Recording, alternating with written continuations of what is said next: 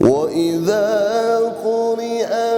القرآن فاستمعوا له وأنصتوا لعلكم ترحمون.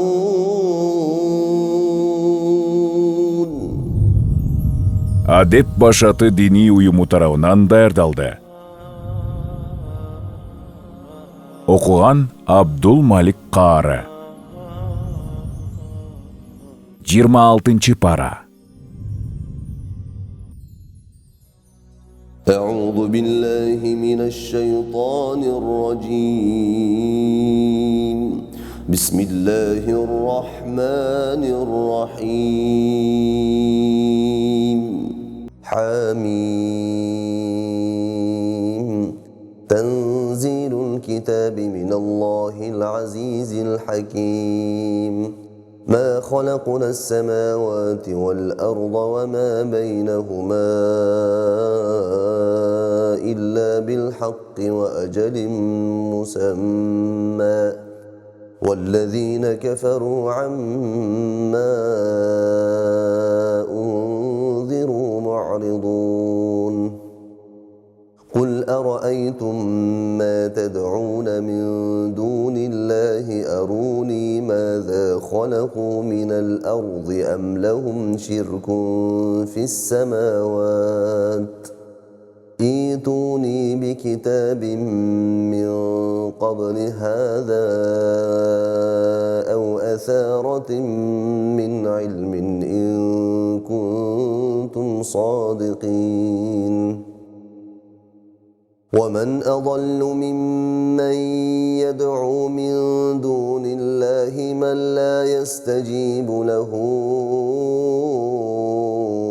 إلى يوم القيامة وهم عن دعائهم غافلون. وإذا حشر الناس كانوا لهم أعداء وكانوا بعبادتهم كافرين. وإذا تتلى عليهم آياتنا بينات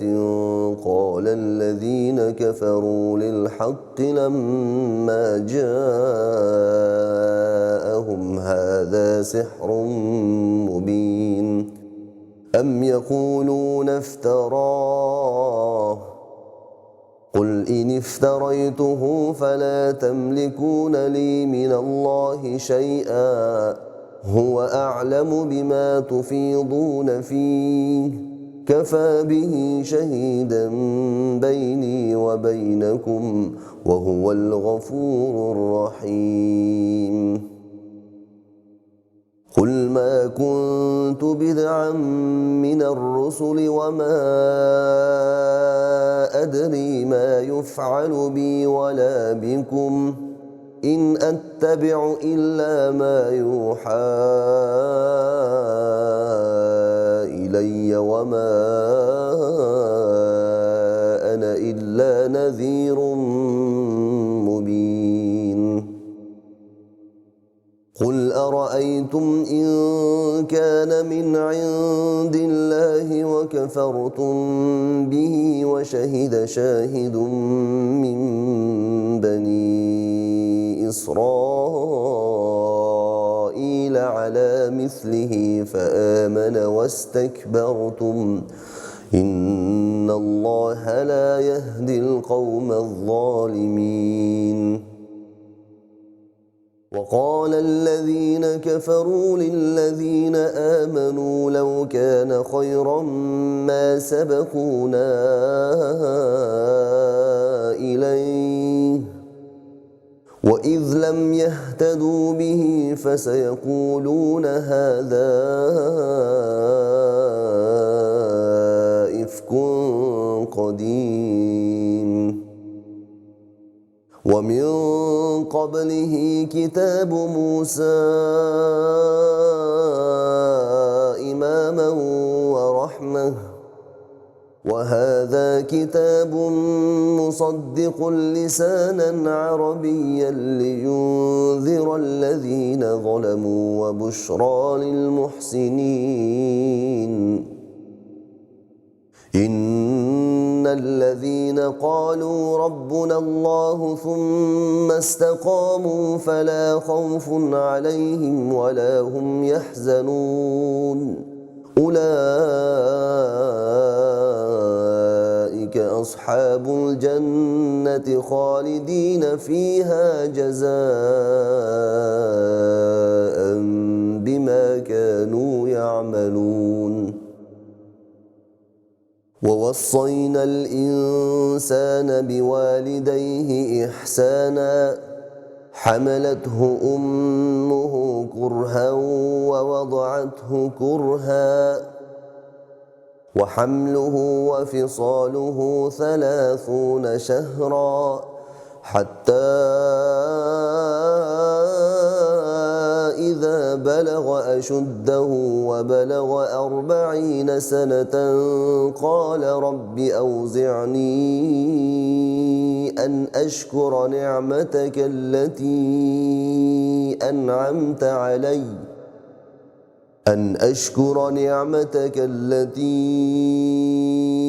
أنعمت علي وعلى والدي وأن أعمل صالحا ترضاه وأصلح لي في ذريتي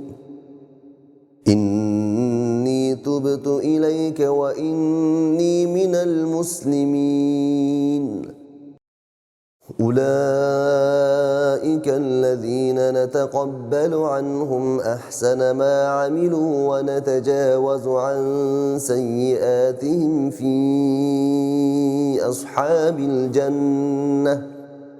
وعد الصدق الذي كانوا يوعدون. والذي قال لوالديه أف لكما أتعدانني أن أخرج وقد خلت القرون من قبلي وهما يستغيثان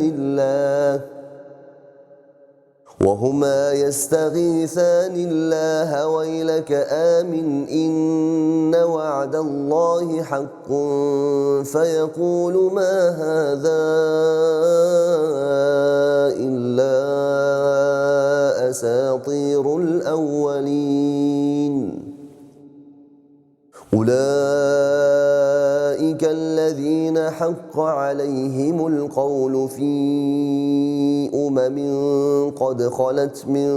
قبلهم من الجن والإنس إنهم كانوا خاسرين. ولكل درجات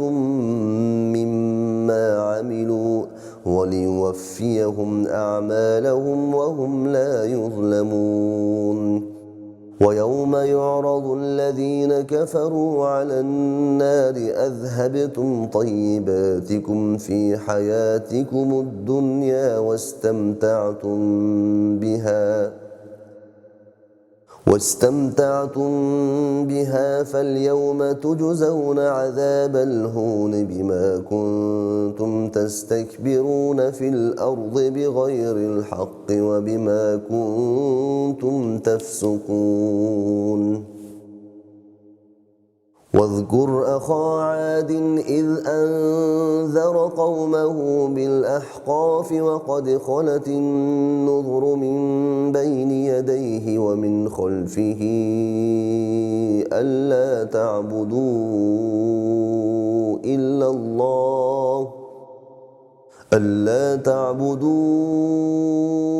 إلا الله إني أخاف عليكم عذاب يوم عظيم. قالوا أجئتنا لتأفكنا عن آلهتنا فأتنا بما تعدنا إن كنت من الصادقين. قال إنما العلم عند الله وأبلغكم ما أرسلت به ولكني أراكم قوما تجهلون فلما رأوه عارضا مستقبل أوديتهم قالوا هذا عارض ممطرنا بل هو ما استعجلتم به ريح فيها عذاب أليم تدمر كل شيء بأمر ربها فأصبحوا لا يرى إلا مساكنهم كذلك نجزي القوم المجرمين ولقد مكناهم في ماء مكناكم فيه وجعلنا لهم سمعا وأبصارا وأفئدة فما أغنى عنهم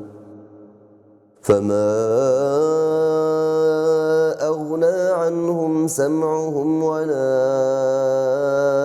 أبصارهم ولا أفئدتهم من شيء إذ كانوا يجحدون بآيات الله وحاق بهم ما كانوا به يستهزئون ولقد أهلكنا ما حولكم من القرى وصرفنا الآيات لعلهم يرجعون فلولا نصرهم الذين اتخذوا من دون الله قربانا آلهة بل ضلوا عنهم وذلك إفكهم وما كانوا يفترون وإذ صرفنا إليك نفرا من الجن يستمعون القرآن فلما حضروه قالوا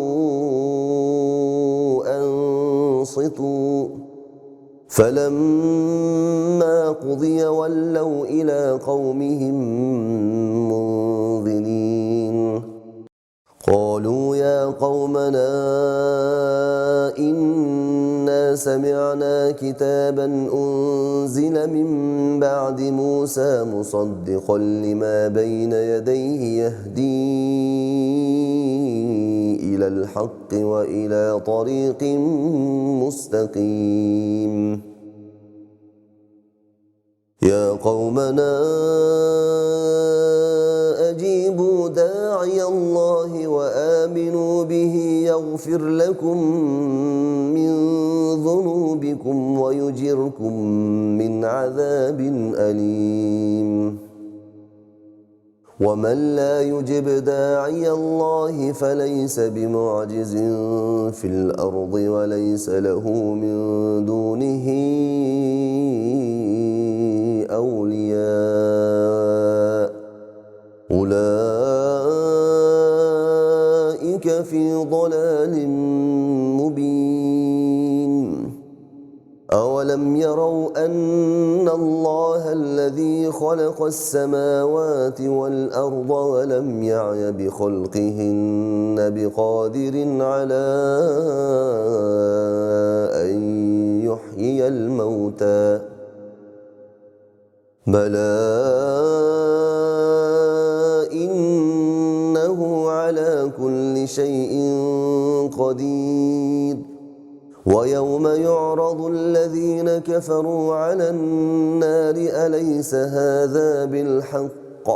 قالوا بلى وربنا قال فذوقوا العذاب بما كنتم تكفرون فاصبر كما صبر أولو العزم من الرسل ولا تستعجل لهم كأنهم يوم يرون ما يوعدون لم يلبثوا إلا ساعة من نهار بلاغ فهل يهلك إلا القوم الفاسقون بسم الله الرحمن الرحيم الذين كفروا وصدوا عن سبيل الله أضل أعمالهم والذين آمنوا وعملوا الصالحات وآمنوا بما نزل على محمد وهو الحق من ربهم كفر عنهم سيئاتهم وأصلح بالهم ذلك بأن الذين كفروا اتبعوا الباطل وأن الذين آمنوا اتبعوا الحق من ربهم كذلك يضرب الله للناس أمثالهم فإذا لقيتم الذين كفروا فضرب الرقاب حتى إذا أثخنتموهم فشدوا الوثاق فإما منا بعد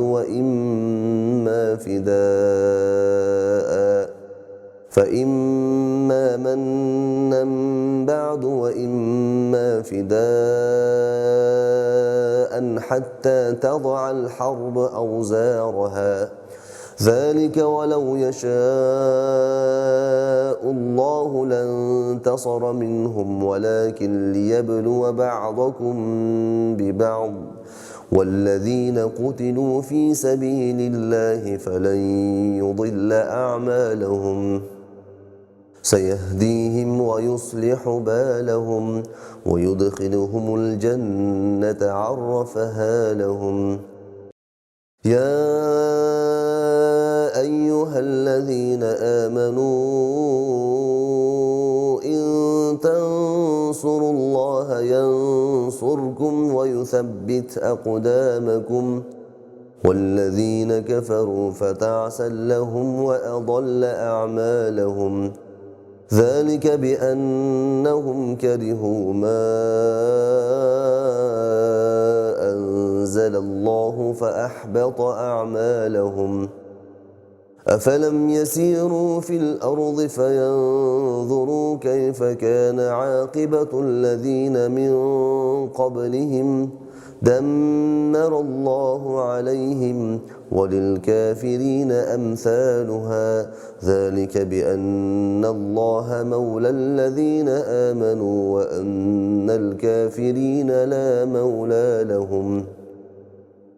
إن الله يدخل الذين آمنوا وعملوا الصالحات جنات تجري من تحتها الأنهار والذين كفروا يتمتعون ويأكلون كما تأكل الأنعام والنار مثوى لهم وكأين من قرية هي أشد قوة من قريتك التي أخرجتك أهلكناهم فلا ناصر لهم أفمن كان على بينة من ربه كمن زين له سوء عمله واتبعوا أهواءهم مثل الجنة التي وعد المتقون فيها أنهار من ماء غير آسن وأنهار من لبن لم يتغير طعمه وأنهار من خمر لذة للشاربين وأنهار من عسل مصفى ولهم فيها من كل الثمرات ومغفرة من ربهم كمن هو خالد في النار وسقوا ماء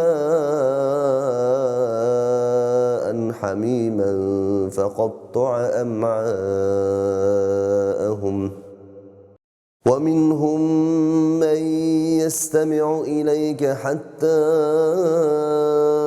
إذا خرجوا من عندك قالوا للذين أوتوا العلم ماذا قال آنفا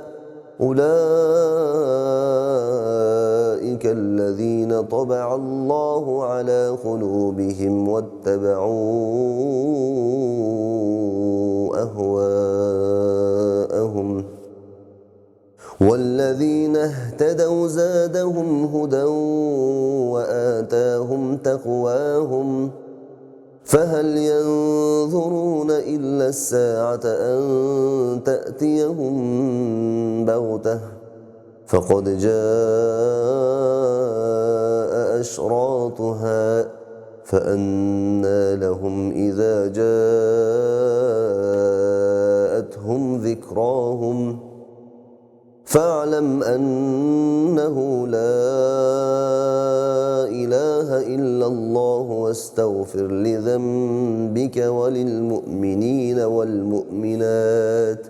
والله يعلم متقلبكم ومثواكم. ويقول الذين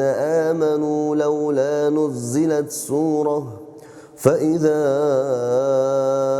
أنزلت سورة محكمة وذكر فيها القتال رأيت الذين في قلوبهم مرض ينظرون إليك نظر المغشي عليه من الموت فأولى لهم طاعة وقول معروف فإذا عزم الأمر فلو صدقوا الله لكان خيرا لهم فهل عسيتم إن توليتم أن تفسدوا في الأرض وتقطعوا أرحامكم أولئك الذين لعنهم الله فأصمهم وأعمى أبصارهم أفلا يتدبرون القرآن أم على قلوب أقفالها إن الذين ارتدوا على أدبارهم من بعد ما تبين لهم الهدى الشيطان سول لهم وأملى لهم ذلك بأنهم قالوا للذين كرهوا ما نزل الله سنطيعكم في بعض الأمر والله يعلم إسرارهم فكيف إذا توفتهم الملائكة يضربون وجوههم وأدبارهم ذلك بأنهم اتبعوا ما أسخط الله وكرهوا رضوانه فأحبط أعمالهم أم حسب الذين في قلوبهم مرض أن لن يخرج الله أضغانهم ولو شاء لأريناكهم فلعرفتهم بسيماهم ولتعرفنهم في لحن القول والله يعلم أعمالكم ولنبلونكم حتى نعلم المجاهدين منكم والصابرين ونبلو أخباركم إن الذين كفروا وصدوا عن سبيل الله وشاقوا الرسول من بعد ما تبين لهم الهدى لن يضروا الله شيئا وسيحبط أعمالهم يا أيها الذين آمنوا أطيعوا الله وأطيعوا الرسول ولا تبطلوا أعمالكم إن الذين كفروا وصدوا عن سبيل الله ثم ماتوا وهم كفار فلن يغفر الله لهم فلا تهنوا وتدعوا إلى السلم وأنتم الأعلون والله معكم ولن يتركم أعمالكم إنما الحياة الدنيا لعب ولهو وإن تؤمنوا وتتقوا يؤتكم أجوركم ولا يسألكم أموالكم إن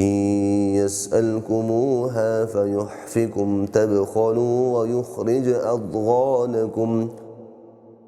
ها أنتم هؤلاء تدعون لتنفقوا في سبيل الله فمنكم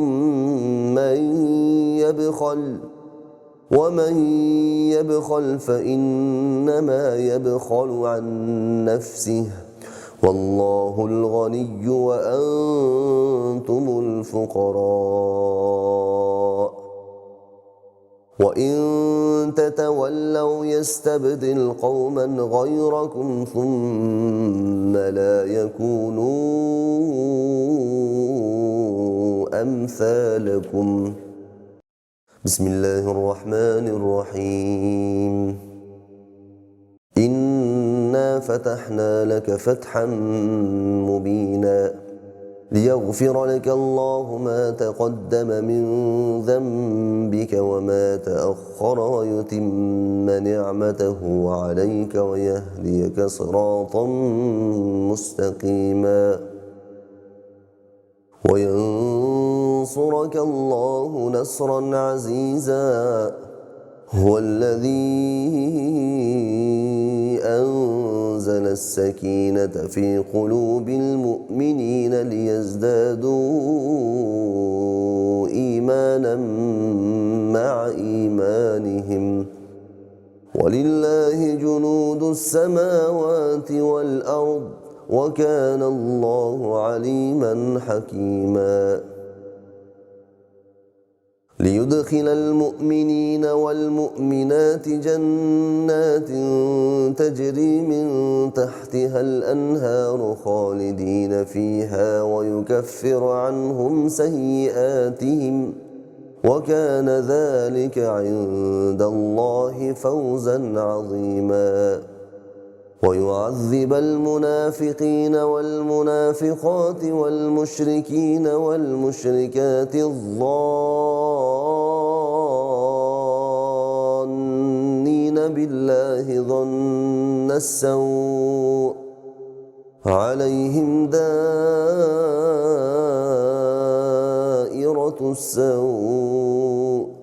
وغضب الله عليهم ولعنهم وأعد لهم جهنم وساءت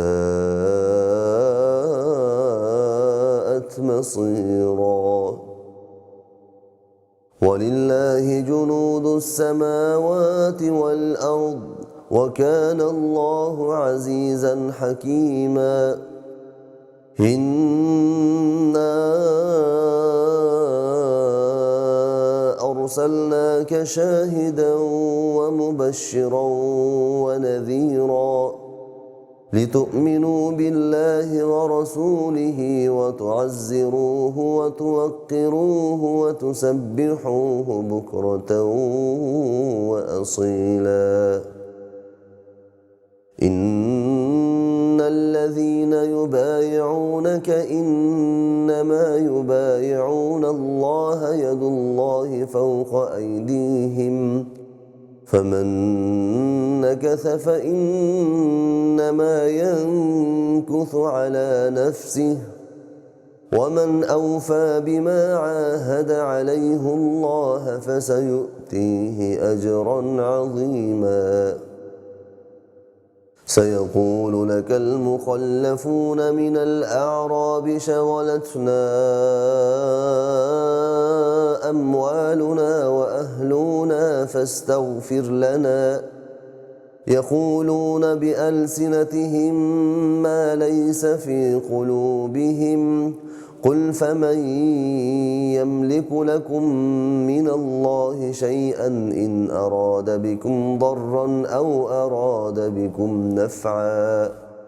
بل كان الله بما تعملون خبيرا بل ظننتم أن لن ينقلب الرسول والمؤمنون إلى أهليهم أبدا وزين ذلك في قلوبكم وظننتم ظن السوء وكنتم قوما بورا ومن لم يؤمن بالله ورسوله فإنا أعتدنا للكافرين سعيرا ولله ملك السماوات والأرض يغفر لمن يشاء ويعذب من يشاء وكان الله غفورا رحيما سيقول المخلفون إذا انطلقتم إلى مغانم لتأخذوها ذرونا نتبعكم يريدون أن يبدلوا كلام الله قل لن تتبعونا كذلكم قال الله من قبل فسيقولون بل تحسدوننا بل كانوا لا يفقهون إلا قليلا قل للمخلفين من الأعراب ستدعون إلى قوم أولي بأس شديد تقاتلونهم أو يسلمون فإن تطيعوا يؤتكم الله أجرا حسنا وإن تتولوا كما توليتم من قبل يعذبكم عذابا أليما ليس على الأعمى حرج ولا على الأعرج حرج ولا على المريض حرج ومن يطع الله ورسوله يدخله جنات تجري من تحتها الأنهار ومن يتول يعذبه عذابا أليما لقد رضي الله عن المؤمنين إذ يبايعونك تحت الشجرة فعلم ما في قلوبهم فأنزل السكينة عليهم وأثابهم فتحا قريبا ومغانم كثيرة يأخذونها وكان الله عزيزا حكيما وعدكم الله مغانم كثيرة تأخذونها فعجل لكم هذه وكف أيدي الناس عنكم ولتكون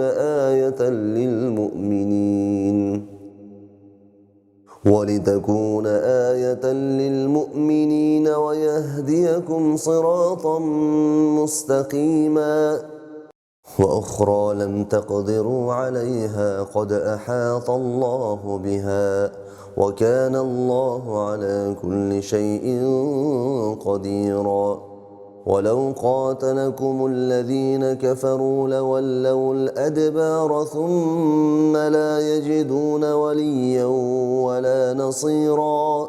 سنة الله التي قد خلت من قبل ولن تجد لسنة الله تبديلا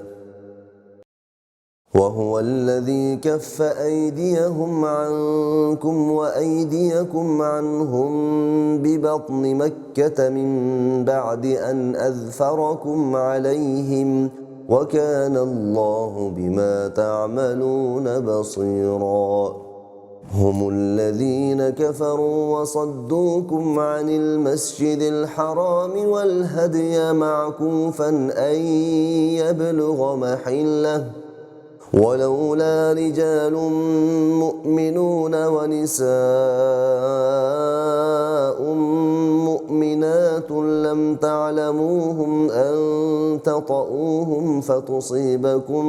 منهم معرة بغير علم ليدخل الله في رحمته من يشاء لو تزيلوا لعذبنا الذين كفروا منهم عذابا أليما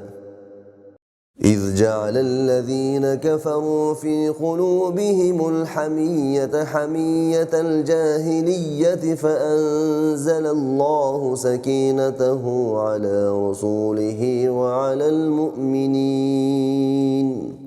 وعلى المؤمنين وألزمهم كلمة التقوى وكانوا أحق بها وأهلها وكان الله بكل شيء عليما لقد صدق الله رسوله الرؤيا بالحق لتدخلن المسجد الحرام إن شاء الله آمنين محلقين رؤوسكم ومقصرين لا تخافون فعلم ما لم تعلموا فجعل من دون ذلك فتحا قريبا هو الذي أرسل رسوله بالهدى ودين الحق ليظهره على الدين كله وكفى بالله شهيدا محمد رسول الله والذين معه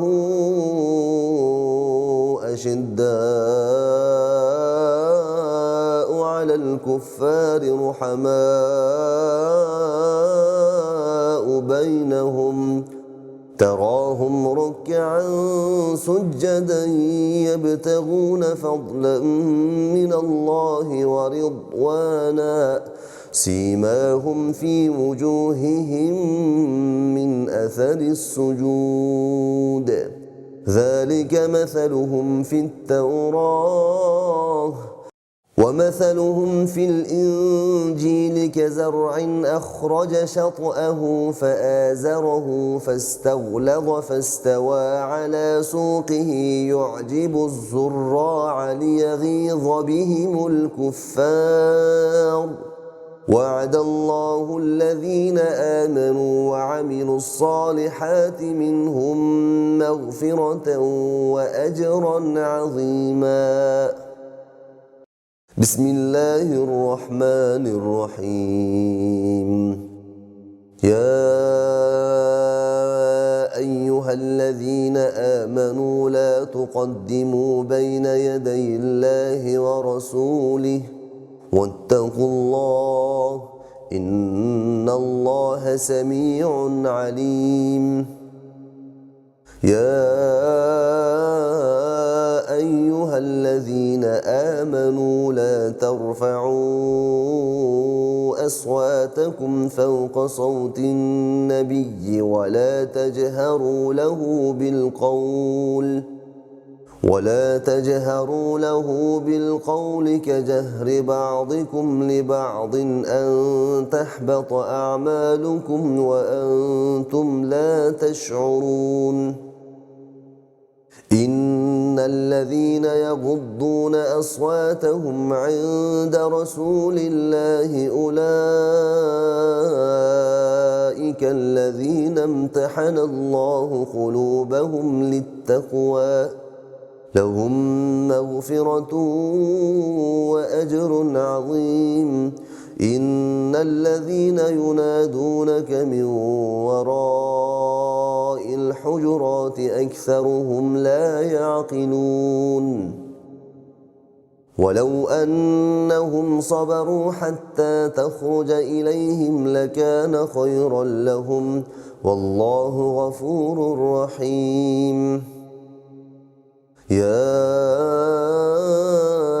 أيها الذين آمنوا إن جاءكم فاسق بنبأ فتبينوا أن تصيبوا قوما بجهالة فتصبحوا على ما فعلتم نادمين. واعلموا أن فيكم رسول الله لو يطيعكم في كثير من الأمر لعنتم ولكن الله حبب إليكم الإيمان وزينه في قلوبكم وكره إليكم الكفر والفسوق والعصيان أولئك هم الراشدون فضلا من الله ونعمه والله عليم حكيم. وإن طائفتان من المؤمنين اقتتلوا فأصلحوا بينهما فإن بغت إحداهما على الأخرى فقاتلوا التي تبغي حتى تفيء إلى أمر الله فإن فاءت فأصلحوا بينهما بالعدل وأقسطوا إن الله يحب المقسطين. إنما المؤمنون إخوة فأصلحوا بين أخويكم واتقوا الله لعلكم ترحمون. يا أيها الذين آمنوا لا يسخر قوم من قوم عسى أن يكونوا خيرا منهم ولا نساء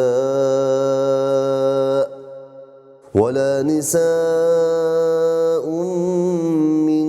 نساء عسى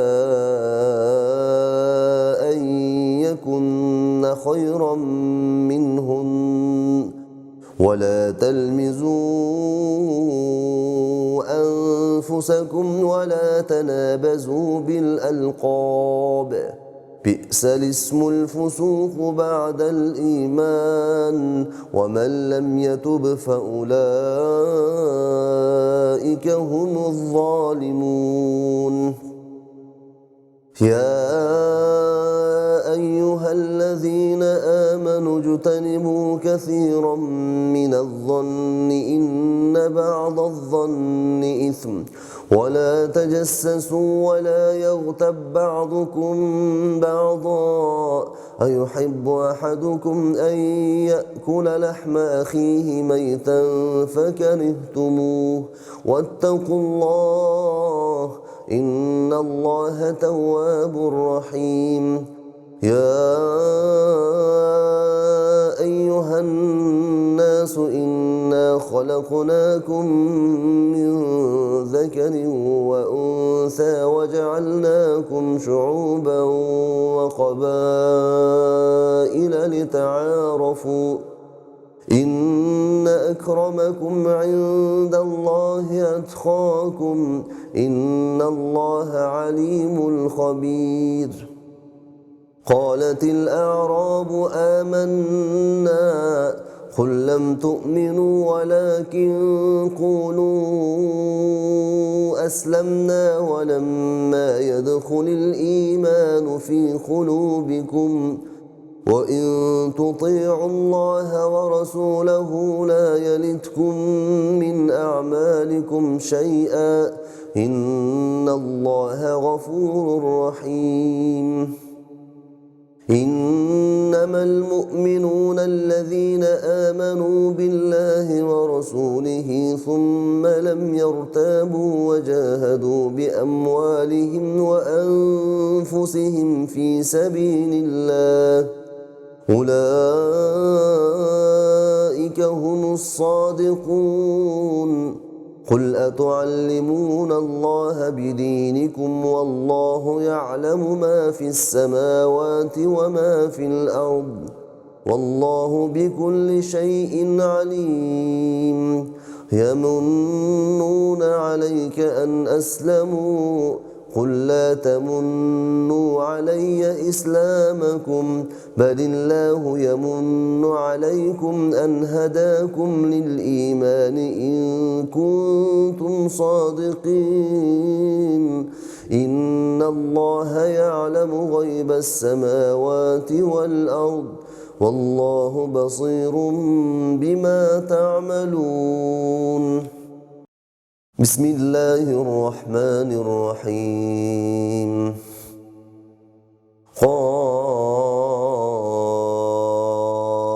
قاف والقرآن المجيد بل عجبوا أن جاءهم منذر منهم فقال الكافرون هذا شيء عجيب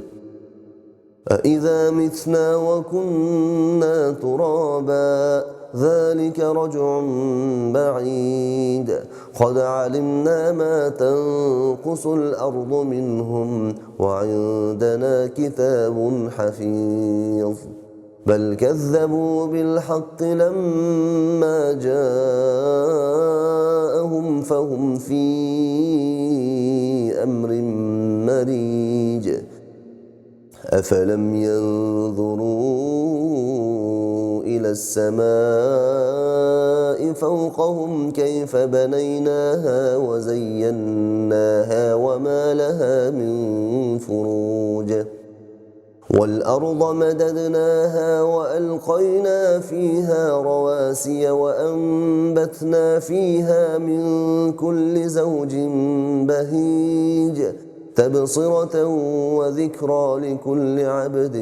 منيب ونزلنا من السماء ماء مباركا فأنبتنا به جنات وحب الحصيد والنخل باسقات لها طلع نضيد رزقا للعباد وأحيينا به بلدة ميتا كذلك الخروج كذبت قبلهم قوم نوح وأصحاب الرس وثمود وعاد وفرعون وإخوان لوط وأصحاب الأيكة وقوم تبع كل كذب الرسل فحق وعيد أفعينا بالخلق الأول بل هم في لبس من خلق جديد ولقد خلقنا الإنسان ونعلم ما توسوس به نفسه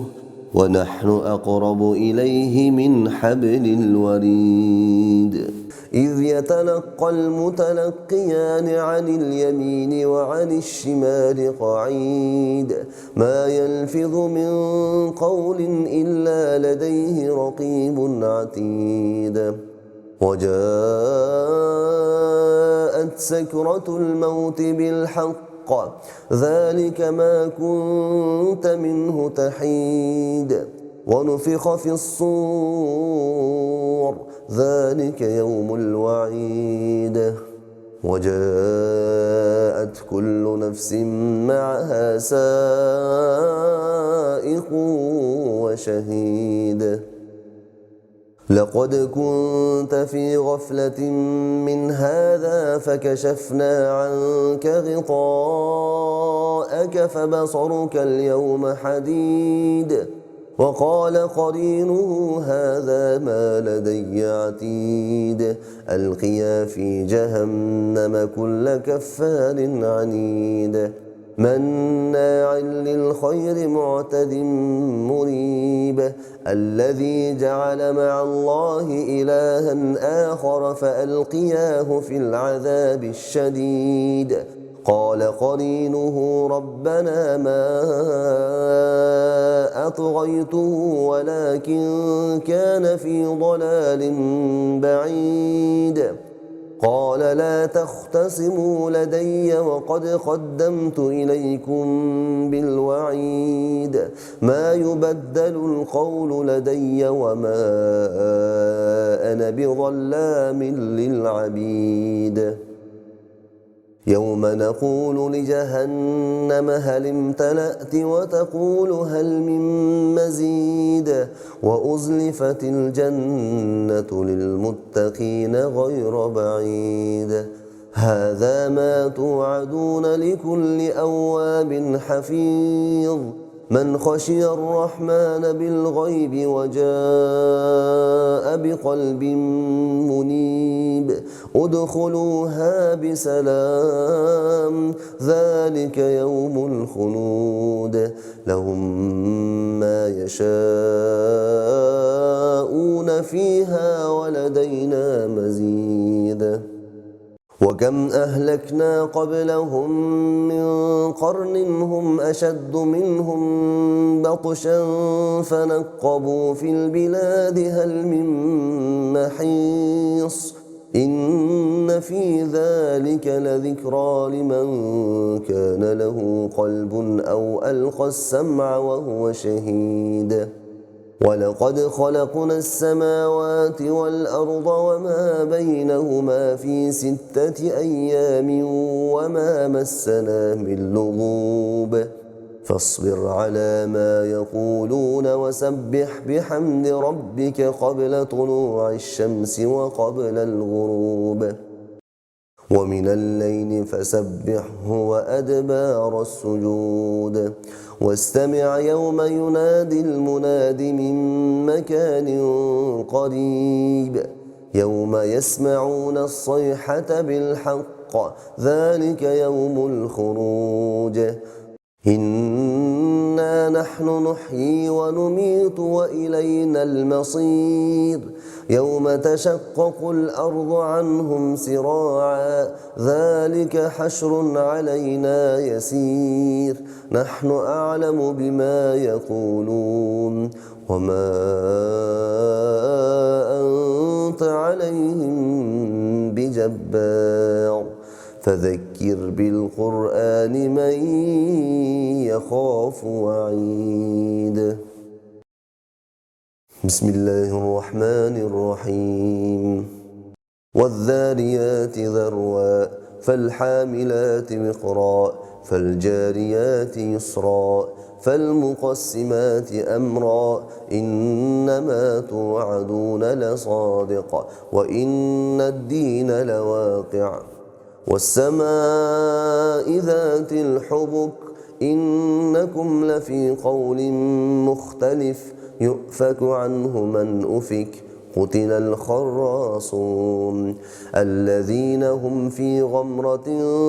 ساهون يسألون أيان يوم الدين يوم هم على النار يفتنون ذوقوا فتنتكم هذا الذي كنتم به تستعجلون إن المتقين في جنات وعيون آخذين ما آتاهم ربهم إنهم كانوا قبل ذلك محسنين كانوا قليلا من الليل ما يهجعون وبالأسحار هم يستغفرون وفي أموالهم حق للسائل والمحروم وفي الأرض آيات للموقنين وفي أنفسكم أفلا تبصرون وفي السماء السماء رزقكم وما توعدون فورب السماء والأرض إنه لحق مثل ما أنكم تنطقون هل أتاك حديث ضيف إبراهيم المكرمين إذ دخلوا عليه فقالوا سلاما قال سلام قوم منكرون فراغ إلى أهله فجاء بعجل سمين فقربه إليهم قال ألا تأكلون فأوجس منهم خيفة قالوا لا تخف وبشروه بغلام عليم فأقبلت امرأته في صرة فصكت وجهها وقالت عجوز عقيم قالوا كذلك قال ربك إنه هو الحكيم العليم صدق الله العظيم.